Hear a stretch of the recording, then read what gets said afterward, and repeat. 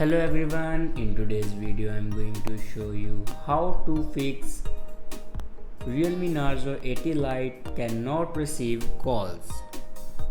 So before watching this video, don't forget to subscribe the channel and also press the bell icon. So let's start the video. First of all, open settings. In settings, scroll down and here you can see the option sounds and vibration. Now click on it and then click on do not disturb. Firstly, if you turn on your do not disturb, then turn it off. After turn off your do not disturb, then go back and reinsert your SIM card. After reinsert your SIM card, it will fix minor glitches of your network problem. After insert your SIM card, then scroll down and click on system and update and then click on backup and reset.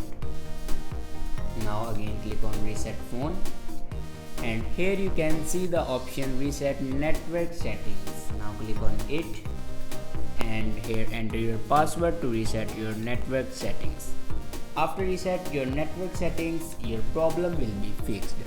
If it doesn't fix your problem, then restart your device.